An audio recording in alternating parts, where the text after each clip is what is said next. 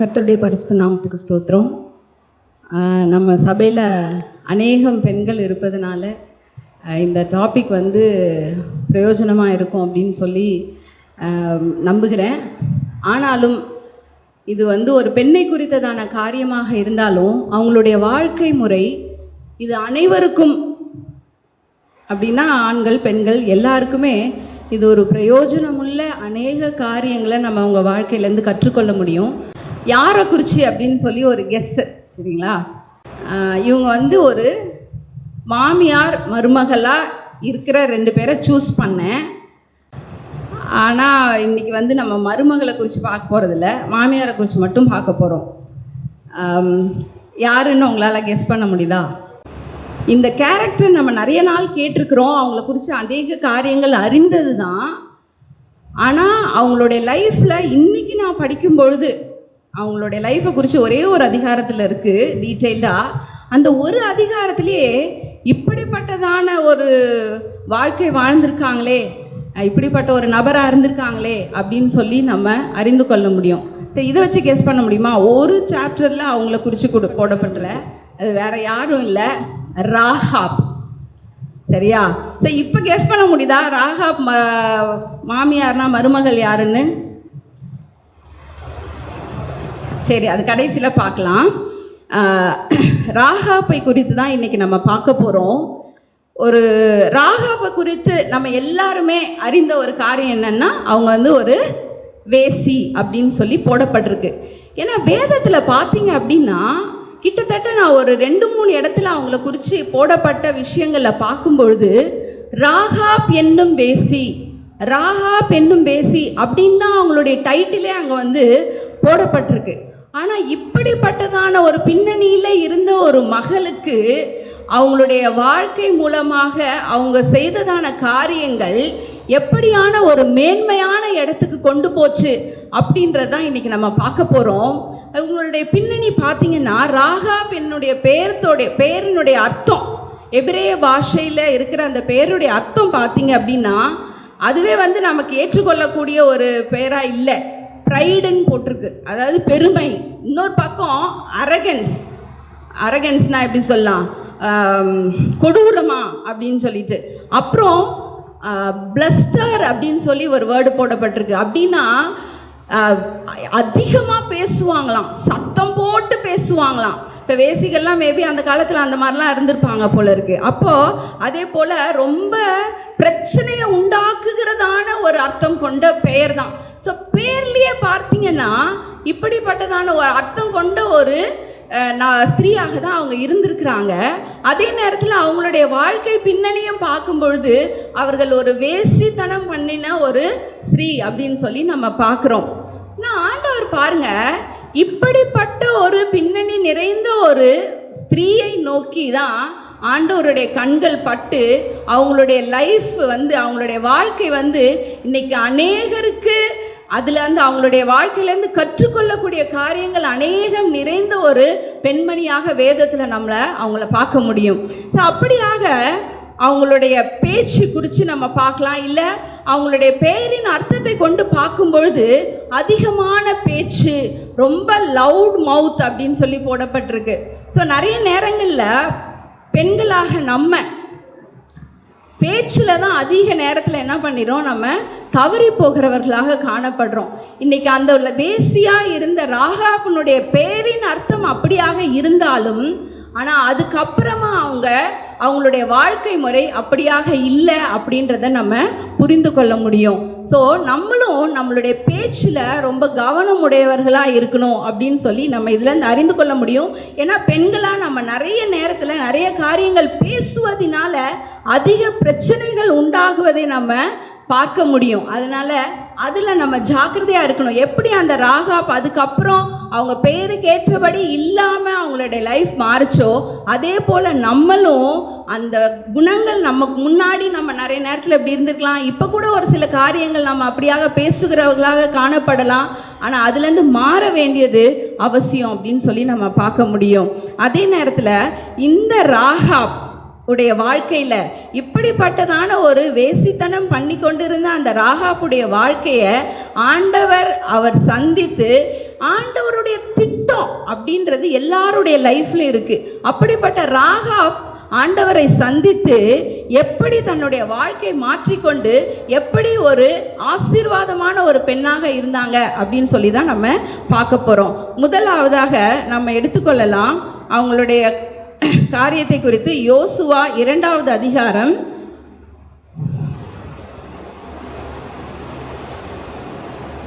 யோசுவா 2வது அதிகாரத்துக்கு நேராக திருப்பிக் கொள்ளலாம்.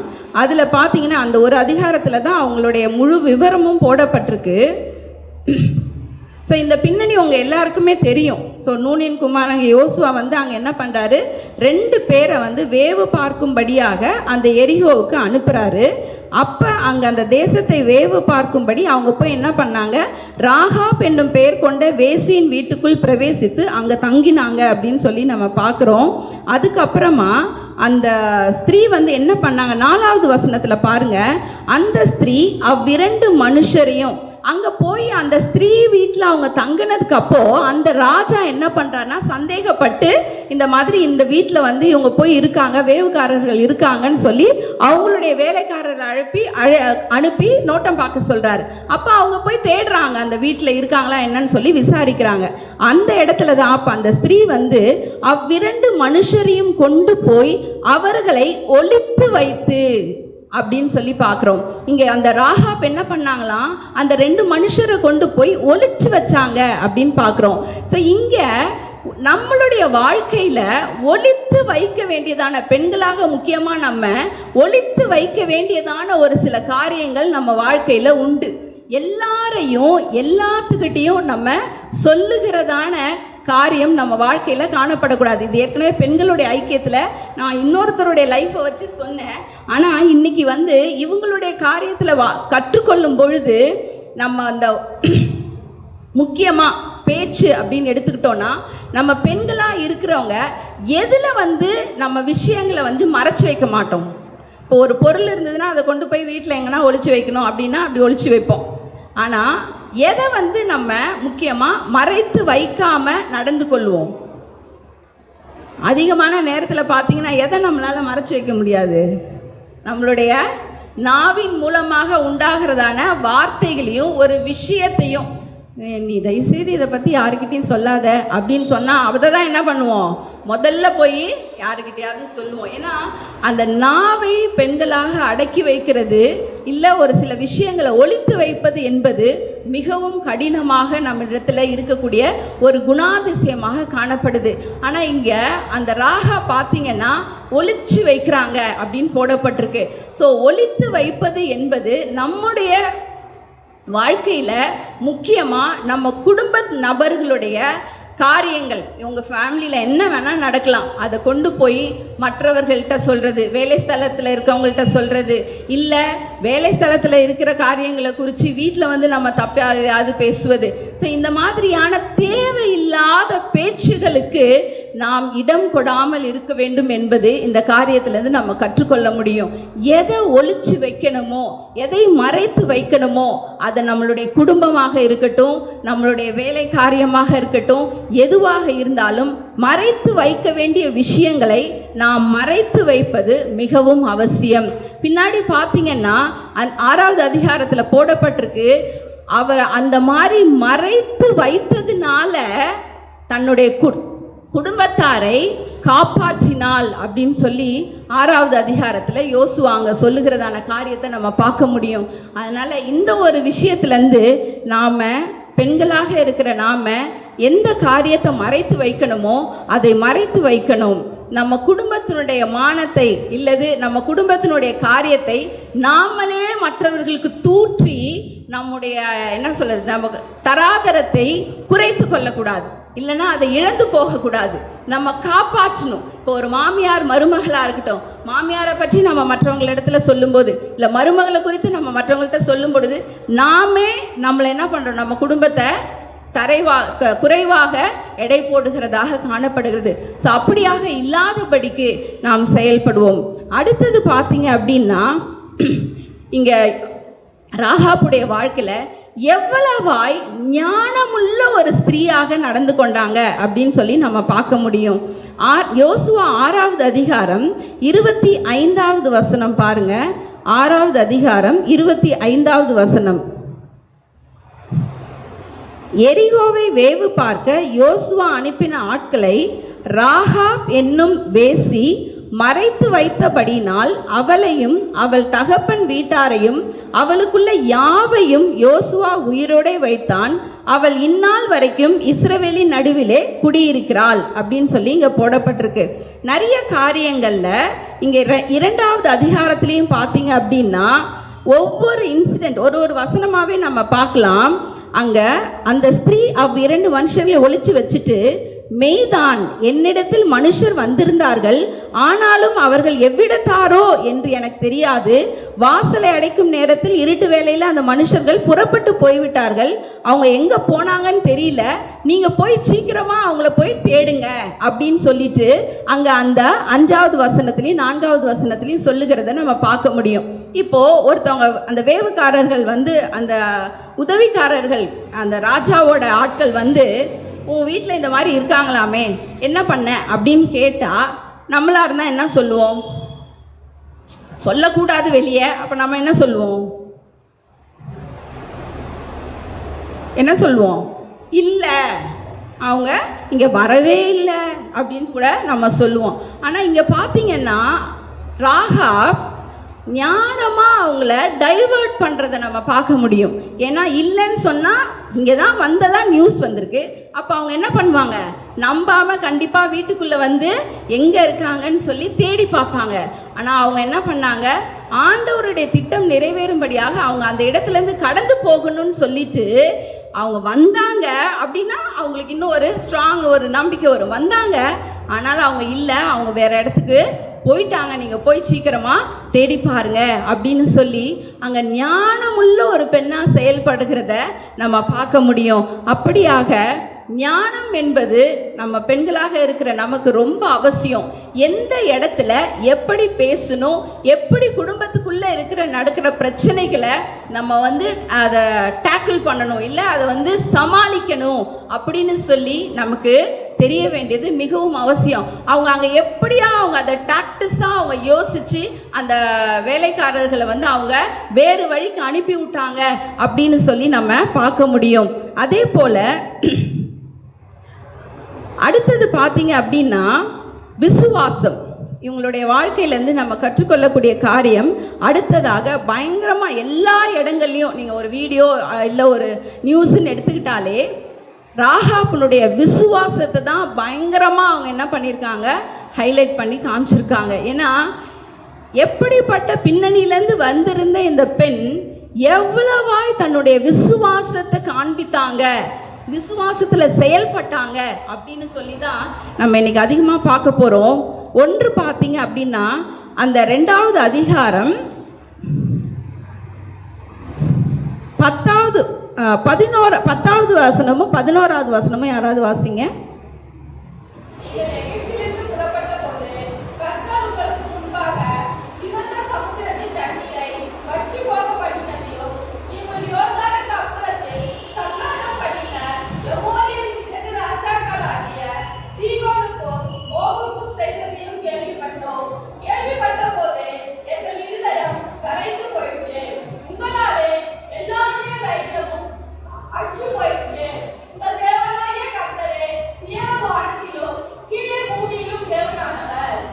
இந்த 2 வசனத்தில் பார்த்தீங்கன்னா இங்கே ராகாப் ஆண்டவரை அறிந்து கொண்ட விதத்தையும் அவர் மீதான கொண்டுள்ள விசுவாசத்தையும் நம்ம அறிந்து கொள்ள முடியும். ஏன்னா இங்கே சொல்கிறாங்க, கர்த்தர் உங்களுக்கு முன்பாக சிவந்த சமுத்திரத்தின் தண்ணீரை வற்றி போக பண்ணினதையும் அந்த ஒரு நிகழ்ச்சியை சொல்லிட்டு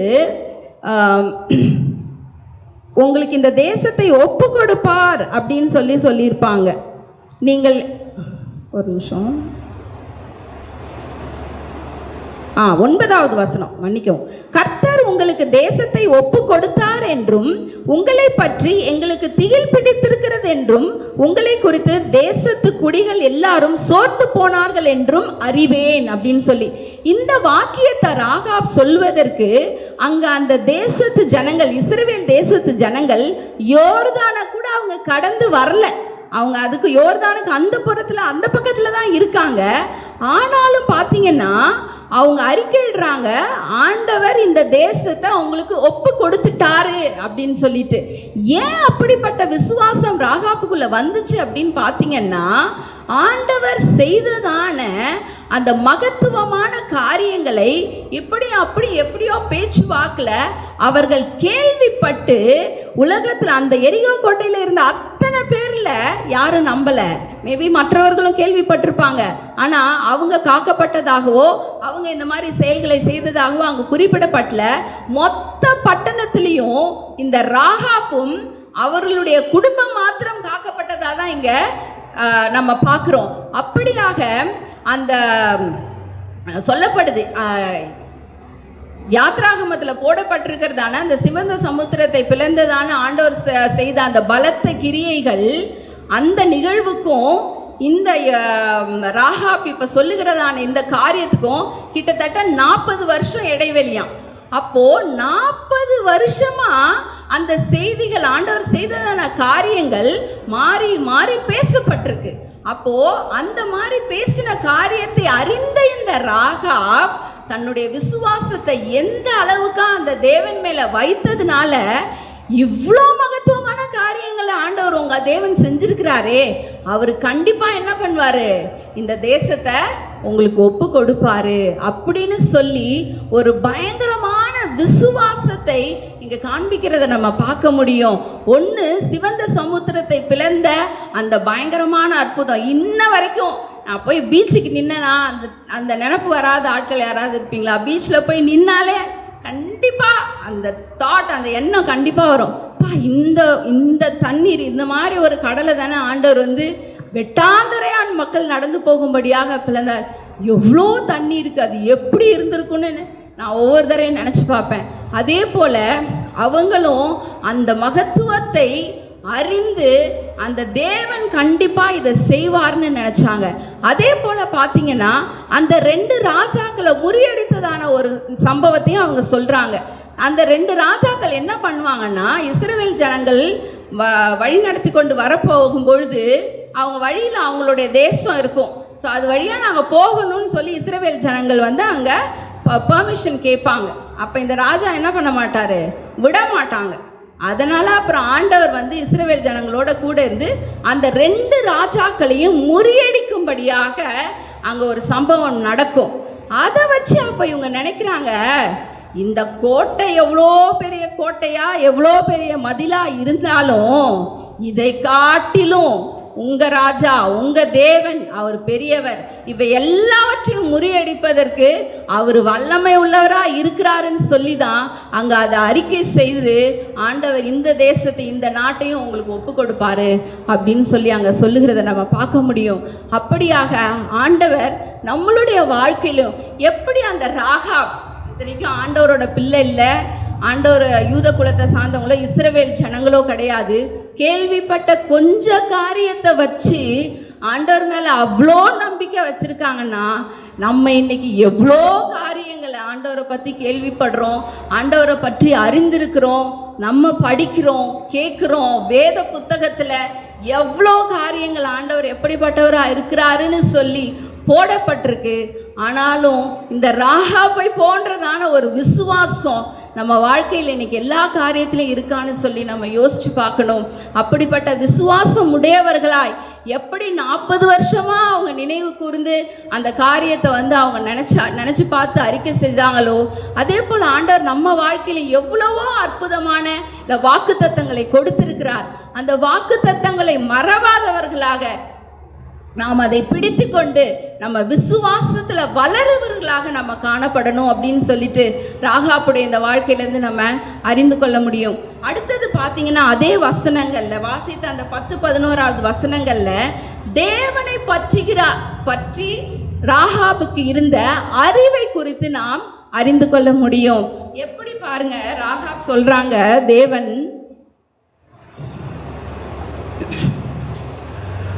தேவனை பற்றிய அறிவு, அவர் எப்படிப்பட்ட வல்லமையுள்ள தேவனாய் இருந்தார், அவர் எப்படியாக அவருடைய திட்டங்கள், அவர் எப்படியாக ஆண்டவர் திட்டம் பண்ணுகிறவராக இருக்கிறார், அதே போல அவர் எவ்வளவு வல்லமையுள்ள கிரியைகளை செய்கிற தேவனாய் இருக்கிறார் அப்படின்னு சொல்லி இந்த வசனங்கள்லேருந்து நம்ம கற்றுக்கொள்ள முடியும்.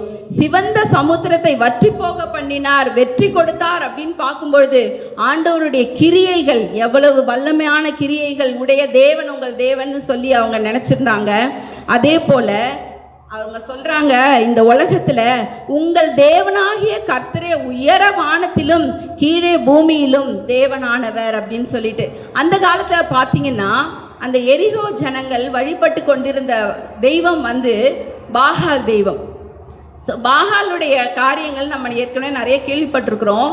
அதில் தான் இவங்க அந்த வேசித்தனத்துக்குள்ளாக இருந்தாங்க. அவங்க செய்த 2 காரியங்கள் மெயினாக அந்த காலத்தில் ஒன்று வேசித்தனம் பண்ணி ஆராதனை செய்வாங்களாம்.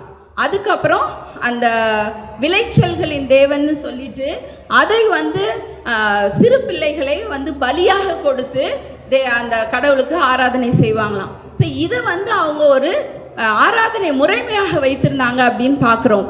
ஸோ அந்த ராகாப் இன்னைக்கு ஆண்டவரை இவர் தான் தேவன்னு சொல்லி அறிக்கையிட்டு தன்னுடைய தெய்வம் எல்லாம் என்னது தெய்வம் இல்லை, இந்த உலகத்தை உண்டாக்கின கர்த்தராகிய இயேசு கிறிஸ்து கர்த்தர் தான் என்னது தெய்வம் அப்படின்னு சொல்லி அவங்க அறிக்கையிட்டு அதை நம்பினபடினால அவங்களுக்கு அங்கே அந்த பெரிதான ஒரு ரட்சிப்பு வந்ததை நம்ம பார்க்க முடியும். அப்படியாக தேவனே உயர்ந்தவர், அதே நேரத்தில் அவர் மாத்திரம்தான் தெய்வம் நாங்கள் அறிக்கையிடுறாங்க.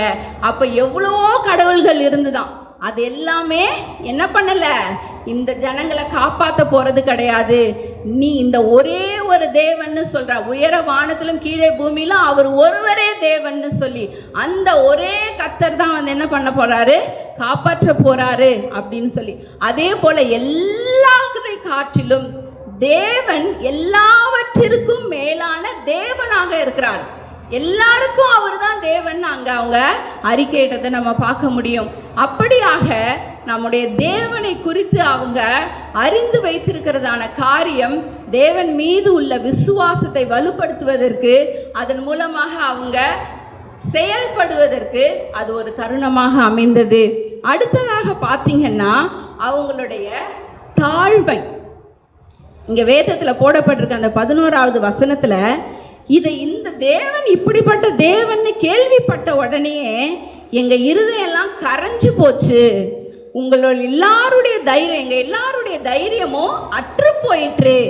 அங்கே அவங்களுடைய நிலைமை என்னன்னா இங்கிலீஷில் போடப்பட்டிருக்கு, அவங்களுடைய ஆவி போயிடுச்சான், அவங்களுடைய ஸ்பிரிட் ஹாஸ் கான் அப்படின்ற மாதிரி. அப்போ என்னது, கிட்டத்தட்ட நம்ம உடம்புலேருந்து ஆவி போயிடுச்சுன்னா கிட்டத்தட்ட மரித்த மாதிரி. அந்த அளவுக்கு தேவனுடைய வல்லமையை பார்த்து அவங்க என்ன பண்ணியிருக்காங்க, அவங்களுடைய இருதயம் கரைந்து போயிற்று அப்படின்னு சொல்லி நம்ம பார்க்குறோம். ஸோ அவருக்கு முன்பாக அவங்க ராகாப், மற்ற ஜனங்கள் அப்படி நினச்சாங்களோ என்னமோ தெரில, ராகாப் இப்படிப்பட்ட தேவனுக்கு முன்பாக நாங்கள்லாம் ஒன்றுமே இல்லை, எங்கள் இருதயம் கரைஞ்சு போயிடுச்சு, செத்தவளை மாதிரி ஆயிட்டோம் நாங்கள் அப்படின்னு சொல்லி என்ன பண்ணுறாங்க, அங்கே தங்களை தாழ்த்துகிறத நம்ம பார்க்க முடியும். அடுத்ததாக பார்த்தீங்க அப்படின்னா 12வது 13வது வசனம் பாருங்க. இப்பொழுது நான் உங்களுக்கு தயை செய்தபடியினால் நீங்களும் என்ன பண்ணுங்க, எங்களுக்கு தயை செய்யுங்க அப்படின்னு சொல்லிட்டு அங்கே உடனே அவங்க செயல்படுகிறதான காரியத்தை நம்ம பார்க்க முடியும். என்ன கேட்குறாங்க, என் தகப்பனையும் என் தாயையும் இதை மாதிரிலாம் நீங்கள் காப்பாற்றணும், எனக்கு நித்திய அடையாளமாக இதை நீங்கள் கொடுக்கணும் அப்படின்னு சொல்லி கேட்குறாங்க. இப்போ எவ்வளவு துரிதமாக இல்லைன்னா அலட்சியமாக இல்லாமல் எந்த அளவுக்கு அவங்க துரிதமாக செயல்படுறாங்க அப்படின்னு சொல்லி நம்ம பார்க்கலாம். இந்த மாதிரி நடந்துருச்சு, உங்கள் தேவன் இந்த தேசத்தை கைப்பற்றி உங்களுக்கு வெற்றியை கொடுப்பாரு, அப்போது என்னுடைய குடும்பத்தை என்ன பண்ணுங்க, நீங்கள் காப்பாற்றுங்க, நான் உங்களுக்கு தயை பண்ணலை, அது மாதிரி என் குடும்பத்துக்கு நீங்கள் என்ன பண்ணுங்க, தயை பண்ணுங்க அப்படின்னு சொல்லி அங்கே கேட்டு என்ன வேணா ஆகட்டும், இல்லை எப்படி வேணா போகட்டும் அப்படின்னு ஒரு மெத்தன போக்கா இல்லாதபடிக்கு, அலட்சியமா இல்லாதபடிக்கு, தன்னை குறித்தும் தன்னுடைய குடும்பம் தன் ரட்சிப்பை குறித்தும் அவங்க ஜாக்கிரதை உள்ளவங்களா இருந்தாங்க அப்படின்னு சொல்லி நம்ம பார்க்க முடியும். ஸோ நம்முடைய குடும்பத்தை குறித்ததான காரியங்கள் இன்னைக்கு அநேகர் நம்மளுடைய முழு குடும்பம் ரட்சிப்புக்கு ஏதுவல்லாமல் காணப்படுகிறது. ஸோ அந்த குடும்பத்தினுடைய ரட்சிப்புக்கு பெரிதாக பொறுப்பு வகிக்க வேண்டியது நாம தான். அன்னைக்கு அந்த ஒரு ராகாப்பினால அங்கே கொடுக்கப்பட்டிருக்க 3 இடத்துல கிட்டத்தட்ட முழு குடும்பமும், தாய், தந்தை, சகோதரர், சகோதரிகள், அவரை சார்ந்த அனைவரும் ஒரு இடத்துல போடப்பட்டிருக்கு. அவரை சார்ந்த மற்ற குடும்பம் முழுவதும் அப்படின்னு சொல்லி போடப்பட்டிருக்கு. ஸோ இவ்வளோ பேருக்கும் அந்த ராகாப் பொறுப்பாளியாக இருந்து அந்த குடும்பத்தை காப்பாற்றியதை நம்ம பார்க்க முடியும். ஸோ அதனால் இன்னைக்கு நம்மளுடைய குடும்பத்தின் ரட்சிப்புக்கு நாம் பொறுப்பாளிகளாக இருக்கணும்.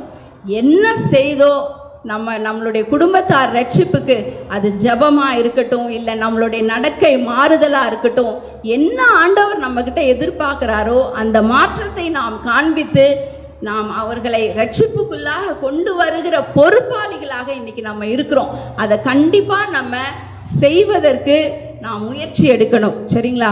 அடுத்தது பார்த்தீங்க அப்படின்னா,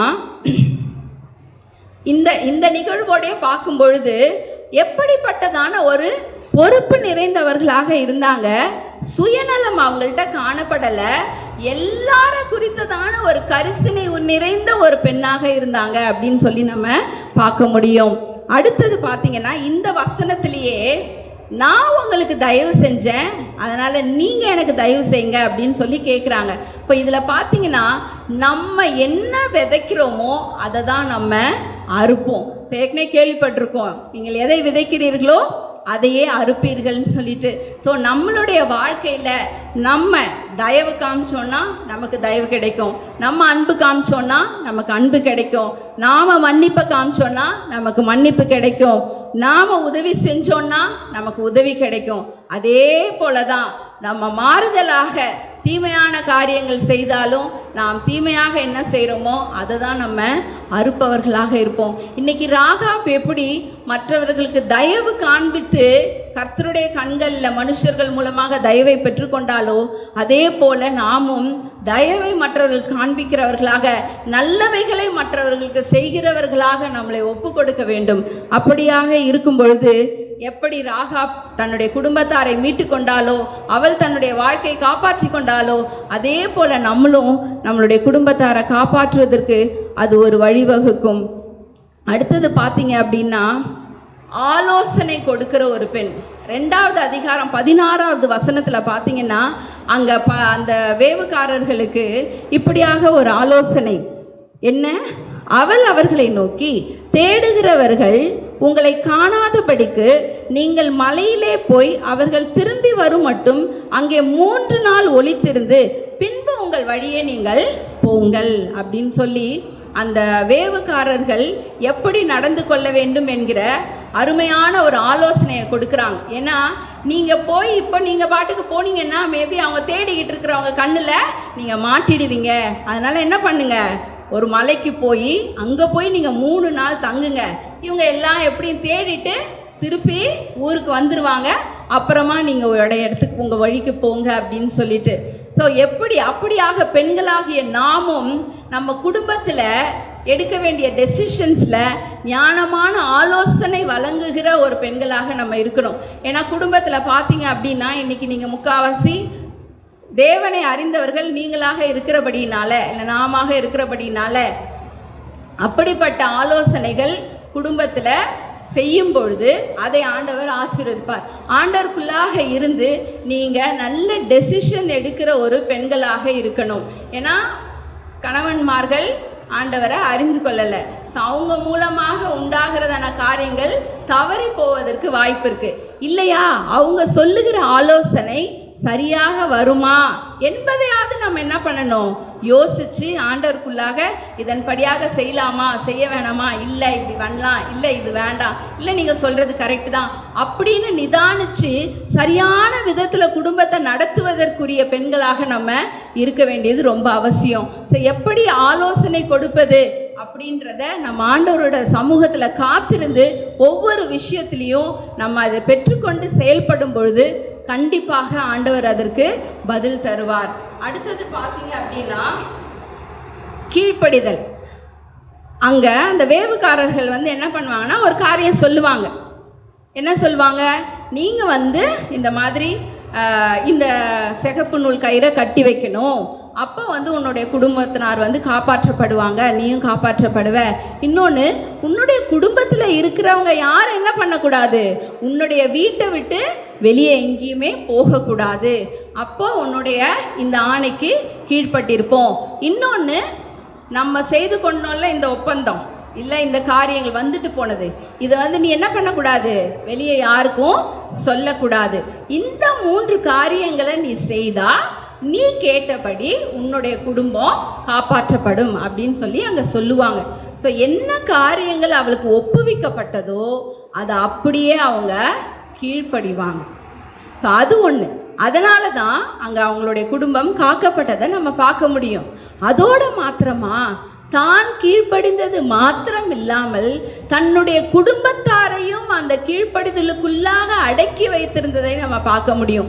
ஏன்னா அவங்க சொல்லுவாங்க, உன் குடும்பத்தார் அந்த வீட்டை விட்டு யாராவது ஒருத்தர் போயிருந்தாலும் அப்போ அவங்க அழிக்கப்பட்டு போயிடுவாங்க, அதுக்கு நாங்கள் அவங்களுடைய இரத்தப்பழி எங்கள் மேலே இருக்காது அப்படின்னு சொல்லுவாங்க. அப்போது அந்த குடும்பத்தார் ஒருத்தர் வெளில போனார், அவர் அழிக்கப்பட்டு போனார் அப்படின்லாம் இங்கே வேதத்தில் எதுவுமே இல்லை. அவளுடைய முழு குடும்பமும் ரட்சிக்கப்பட்டதாகவும் காக்கப்பட்டதாகவும் தான் எல்லா இடத்துலையும் போடப்பட்டிருக்கு.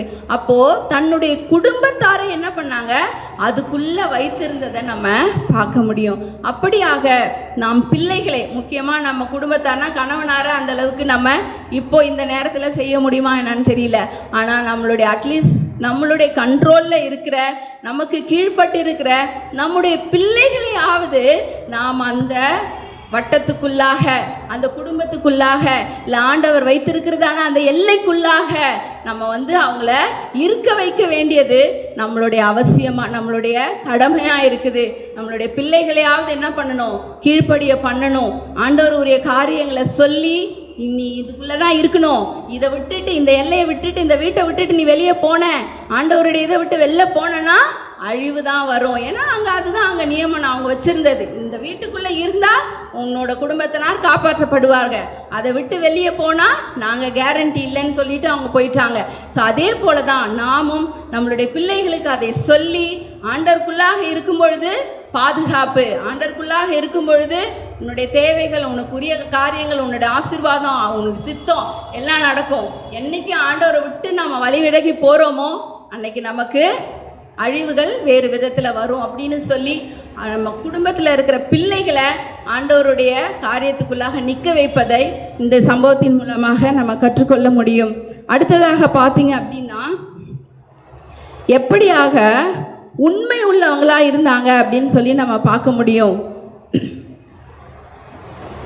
இந்த காரியங்கள் எல்லாவற்றையும் அவர்கள் செய்வதன் மூலமாக ஆண்டவருக்குள்ளாக உண்மையுள்ள ஒரு ஸ்திரீயாக இருந்தாங்க. என்ன பண்ணாங்க, சிவப்பு கயிற்றை கட்டி வைக்க வேண்டும் என்று சொன்ன பொழுது அதை உடனடியாக செய்தார்கள் அப்படின்னு சொல்லி நம்ம பார்க்க முடியும்.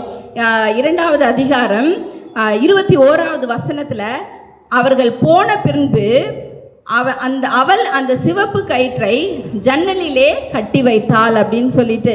ஸோ அந்த சம்பவங்கள் எல்லாமே செயல்பாடில் நம்ம அடக்கும். ராகாப் எப்படியாக தான் அறிந்த காரியத்தை செயலிலே கொண்டு வந்தாள் என்பது மிகவும் முக்கியம். அதனால தான் பார்த்தீங்க அப்படின்னா ராகாப்புடைய காரியங்கள் புதிய ஏற்பாட்டில் 3 இடத்துல போடப்பட்டிருக்கு. எங்கன்னு ஏதாவது கெஸ் பண்ண முடியுமா? எங்க? எபிரேயர்ல, கரெக்டா. இன்னொன்று யோபா, ரோமர்ல இல்லை,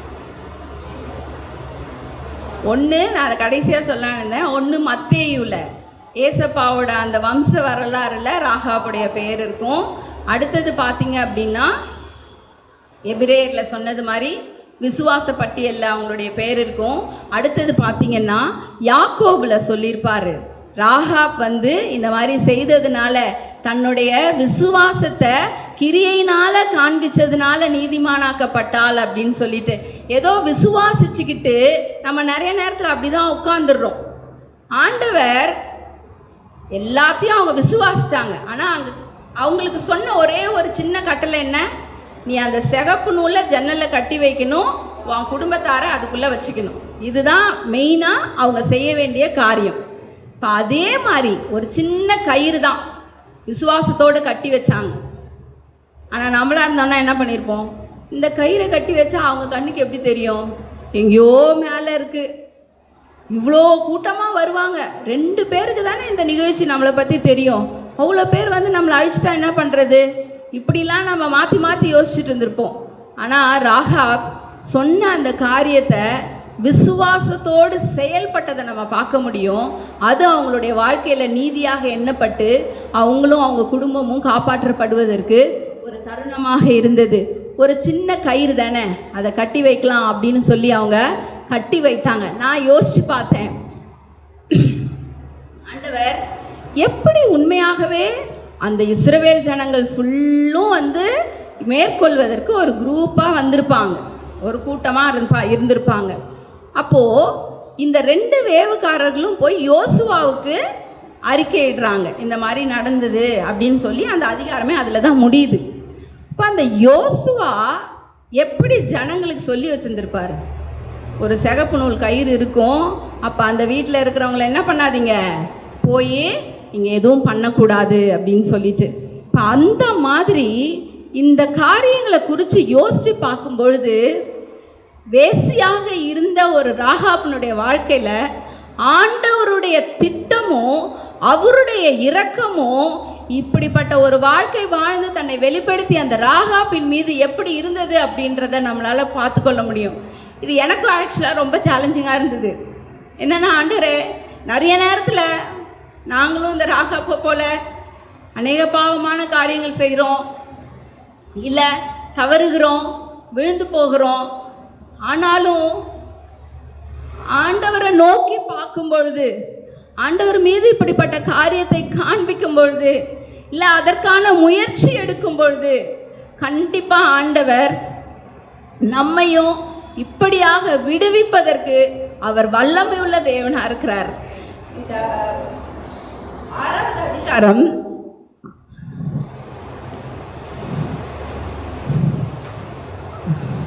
6வது அதிகாரம் 23வது வசனத்தை யாராவது ஒருத்தர் வாசிங்க.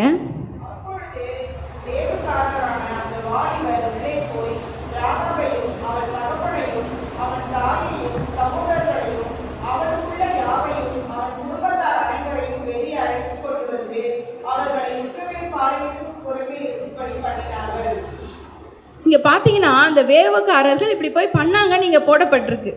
இதுக்கு முன்னாடி இருக்கிற வசனம் தான் அதை விட பயங்கர ஒரு ஹைலைட் பாருங்க.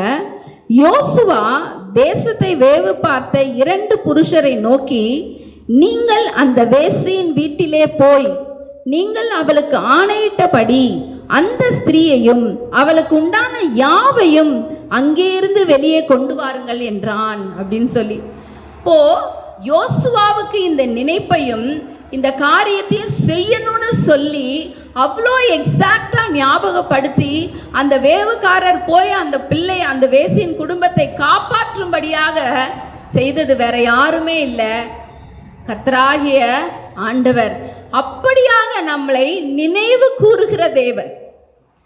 அந்த ஒரு ஸ்திரீ இப்படி செஞ்சா, அவள் சிகப்பு நூலை கட்டி வச்சிருப்பா, அவளை போய் நீங்கள் என்ன பண்ணுங்க, காப்பாத்துங்கன்னு சொல்லி, அவங்கள அழிக்கக்கூடாதுன்னு சொல்லி ஆண்டவர் நினைத்திருந்த நினைவு அவர்களுக்குள்ளாக ஆண்டவர் சொல்லி அந்த காரியத்தை செய்ய வைத்ததாக தான் நம்ம இதை பார்க்க முடியும். யோசுவாங்க அந்த வேவுக்காரர்கள்ட்ட போய் சொல்கிறார். அதே போல் அந்த வேவுக்காரர்கள், ஏன்னா அவங்க தானே ஏற்கனவே போயிட்டு வந்தாங்க, அவங்க போய் அங்கே அந்த முழு குடும்பத்தையும் காப்பாற்றினார்கள் அப்படின்னு சொல்லி அங்கே போடப்பட்டிருக்கதை நம்ம பார்க்க முடியும். அப்படியாக கர்த்தருடைய மகத்துவமான நினைவு, மகத்துவமான காரியம் நம்ம மேலே, நம்ம எப்படிப்பட்ட வாழ்க்கை வாழ்ந்தாலும் இல்லை எப்படிப்பட்ட காரியங்கள் செய்திருந்தாலும் இந்த ராகாபை போல மனம் திரும்பி ஆண்டவருக்குள்ள விசுவாசத்தை நான் காண்பித்து அதில் செயல்படும் பொழுது கர்த்தர் கண்டிப்பாக நம்மையும் நம்ம குடும்பத்தையும் நினைவு கூறுகிற தெய்வமாக இருக்கிறார். ஆனால் அங்கே அதுக்கு அவங்க செய்த காரியத்தை நாமளும் செய்யணும். அங்கே பார்த்தீங்கன்னா மனம் திரும்புதலை பார்க்க முடியும். வேசியாக இருந்த ராகாப் அதுக்கப்புறம் வேசித்தனம் பண்ணதாங்க இல்லவே இல்லை. அவங்க அந்த காரியத்தை விட்டு இந்த தேவனை, இந்த உயர வானத்திலும் கீழே பூமியிலும் இந்த தேவன் தான் தேவன்னு சொல்லி அறிக்கை செய்து, எப்போ இந்த வேவுக்காரர்கள் அவர்களை கொண்டு போய் இஸ்ரவேல் ஜனங்களோட சேர்த்தாங்களோ அதுலேருந்து அவங்க கண்டிப்பாக அவங்க என்ன பண்ணிட்டாங்க, அவங்க செய்து கொண்டிருந்த அந்த காரியத்தை விட்டுட்டு அவர்கள் இஸ்ரவேலனாகிய ஒரு மனுஷனை மனம் முடிந்து அதுக்கப்புறமா ஆண்டவருடைய வம்ச வரலாறுல இடம்பெறக்கூடிய ஒரு பெண்ணாக இருந்தாங்க அப்படின்னு சொல்லி நம்ம பார்க்க முடியும். ஸோ இவ்வளவு காரியங்களை ராகாபினுடைய வாழ்க்கையிலிருந்து நாம் கற்றுக்கொள்ள முடியும். முழுமையான மனம் திரும்புதல், அதே போல விட வேண்டியதை விட்டு விட்டு போகணும். ராகாப் அந்த இஸ்ரவேல் ஜனங்கள்கிட்ட கொண்டு போய் விட்டப்ப அவங்க ஐயோ நான் இங்கேயே தானே பறந்து வளர்ந்தேன், இந்த தேசத்தில் தானே இருந்தேன், இது தானே என் வீடு, எப்படி லோத்து, நான் அதை யோசிச்சு பார்த்தேன். அப்போது ஒரு லோத்தால தன்னுடைய மனைவியே என்ன பண்ண முடியல, காப்பாற்ற முடியல. ஆனால் ஆண்டவரை பற்றி கொஞ்சம் இங்கேயும் அங்கேயுமா கேள்விப்பட்ட ராகாப்பு, தன்னுடைய மோசமான பின்னணி கொண்டிருந்த ஒரு ராகாப்பு தன்னையும் தன்னுடைய முழு குடும்பத்தையும் காப்பாற்றினாள் அப்படின்னு சொல்லி நம்ம பார்க்க முடியும். ஏன்னா விட வேண்டியதை விட்டுட்டு வரும்பொழுது கர்த்தர் அங்கே மகத்துவமான காரியங்களை செய்தான்னு பார்த்தோம். அந்த வேவுக்காரர்கள் கொண்டு போய் அங்கே அந்த எரிகோ பட்டணத்துலேருந்து அவங்கள கொண்டு போய் இஸ்ரவேல் ஜனங்களோட அவங்களோட பாளையத்தில் விட்டுட்டாங்க அப்படின்னு சொல்லி நம்ம வாசித்தோம். அப்போ முழு குடும்பமும் காப்பாற்றப்பட்டது. ஸோ இப்படியெல்லாம் நடந்து கொண்ட, இப்படியெல்லாம் காரியங்களை செய்த, இல்லை குணாதிசயங்களை கொண்டிருந்த ராகாப்புக்கு கிடைத்த பலன்கள் என்ன அப்படின்னு சொல்லி பார்த்தோன்னா, முழு குடும்பமும் காப்பாற்றப்பட்டதுன்னு ஏற்கனவே பார்த்துட்டோம். அதோட மேன்மையானது ஆண்டவருடைய வம்ச வரலாறுல அவர்கள் இடம்பெறும்படியாக அவங்கள் பெயர் வந்திருக்கிறது. சல்மோன் அப்படின்ற ஒரு ராஜகுமாரன், இஸ்ரவேலை சேர்ந்த சல்மோன் என்ற ராஜகுமாரனை அவர்கள் மணந்தார்கள். அவர்களுக்கு பிறந்த பிள்ளை தான் யாரு? போவாஸ். ஸோ இப்போ மருமகள் யாரு கண்டுபிடிச்சிட்டிங்களா? யார் மருமகள்? நம்ம எல்லாருக்கும் இது வரைக்கும் நானே அப்படி யோசிச்சு பார்த்ததில்லை. இவ்வளோ நாள் நம்ம ரூத்து, நகோமி தான் மருமகள், மாமியார் அப்படின்னு யோசிச்சுக்கிட்டு இருந்தோம். இப்போ போவாஸ் மூலமாக அவங்களுக்கு இன்னொரு மாமியார் யாருன்னு பார்த்தீங்கன்னா இந்த ராகாப். ஸோ ராகாப்புடைய மருமகள் ரூத் அப்படின்னு சொல்லி நம்ம பார்க்குறோம்.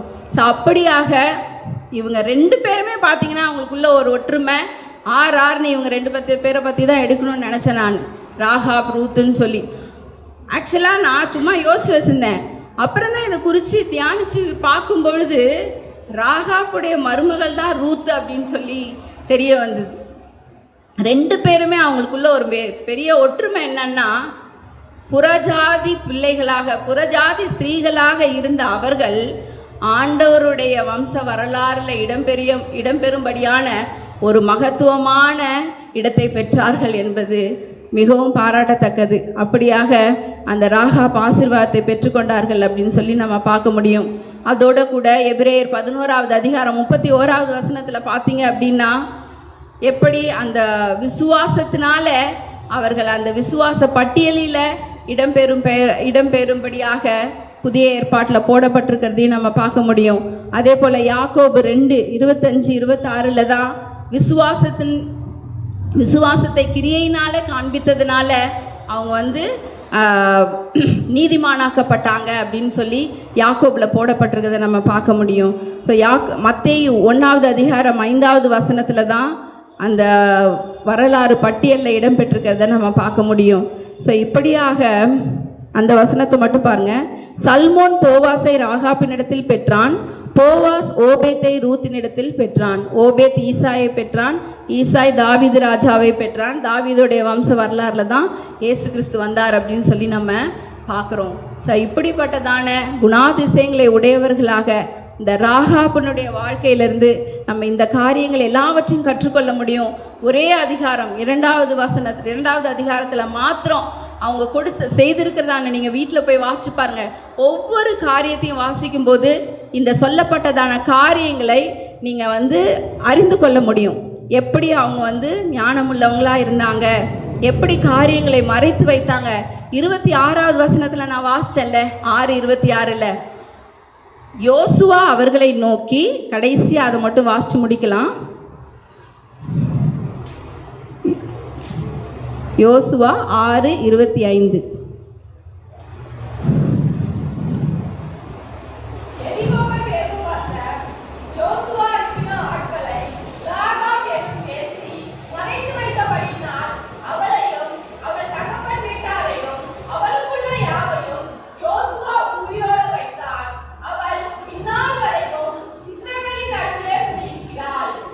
2 வசனத்தில் பார்த்தீங்கன்னா இப்படியாக போடப்பட்டிருக்கு, இந்த வேசி மறைத்து வைத்தபடியினால் அவளையும் அவள் தகப்பன் வீட்டாரையும் குடும்பத்தையும் காப்பாற்றினாங்க அப்படின்னு சொல்லி போடப்பட்டிருக்கு. அதே போல் விட வேண்டியதை விட்டு அந்த பாளையத்திலிருந்து, அந்த இடத்திலிருந்து இஸ்ரவேல் பாளையத்துக்குள்ளே போனதுனால முழு குடும்பமும் காக்கப்பட்டது அப்படின்னு சொல்லி நம்ம பார்க்குறோம். ஸோ மறைத்து வைக்க வேண்டிய காரியங்களை மறைத்து வைக்கும் பொழுது நம்ம குடும்பம் காப்பாற்றப்படும், நம்ம குடும்பம் காக்கப்படும் அப்படின்னு சொல்லி பார்த்தோம். அதுக்கப்புறமா ஞானமுள்ள பிள்ளையாக இருக்கணும்னு சொல்லி பார்த்தோம். விசுவாசம் நிறைந்த பெண்ணாக ராகாப் எப்படி இருந்தாங்களோ அந்த மாதிரி நம்ம இருக்கணும்னு பார்த்தோம். தேவனை பற்றிய அறிவு நமக்கு இருக்கணும். எப்படி ராகாப்புக்கு அந்த கொஞ்ச காரியத்தை கேள்விப்பட்டு அவங்க அதை பற்றி தெரிஞ்சு விசுவாசிச்சாங்களோ, நம்ம ஆண்டவரை பற்றி அநேக காரியங்கள் அறிந்து வைத்திருக்கிறோம். இன்னும் அறிந்து கொள்ள நம்ம என்ன பண்ணணும்? பிரயாசப்படணும். அதே போல் அலட்சியமாக இருக்கக்கூடாது. நம்ம எப்படி அந்த ராகாப் ஒன்று சொன்ன உடனே டக்குன்னு அதை செயல்பட்டாங்களோ, துரிதமாய் செயல்படுது. போய் இப்படி இருக்காங்கன்னு சொன்ன உடனே போய் கயிறு கட்டி வச்சுருவாங்க.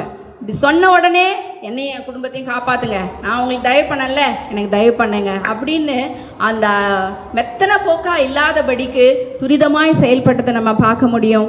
அதே போல் ஒரு பொறுப்பாளியாக இருந்தாங்க தன்னுடைய குடும்பத்துக்கு. அது மாதிரி எதை நம்ம செய்கிறோமோ அதுதான் நம்ம அறுப்போன்னு அவங்க லைஃப்லேருந்து கற்றுக்க முடியும். மாதிரி நல்ல ஆலோசனை வழங்குகிற பெண்களாக நம்ம மாறணும்னு பார்த்தோம். அதே போல் சொன்னதை செய்கிற கீழ்ப்படிதல் உள்ள பிள்ளைகளாக இருக்கணும் அப்படின்னு சொல்லி பார்த்தோம். அதுக்கப்புறம் நம்மளுடைய விசுவாசத்தை கிரியையில் காண்பிக்கிற பிள்ளைகளாக இருக்கணும் அப்படின்னு சொல்லி பார்த்தோம்.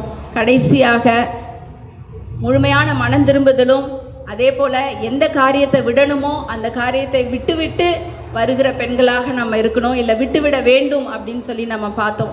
இது மாதிரி நம்ம செயல்படும் பொழுது எப்படி ராகாப்பை உயர்த்தி வைத்து ஆண்டவர் காரியங்களை நடப்பித்தாரோ அதே போல் நம்ம வாழ்க்கையிலையும் நம்ம குடும்பத்தாரை காப்பாற்றுவதிலும் இல்லை ரட்சிப்பதிலும் நம்மளுடைய உயர்வுக்குரிய இடங்களிலே கொண்டு போய் நம்மளை நிறுத்துவதற்கும் கர்த்தர் வல்லமை உள்ளவராக இருக்கிறார்.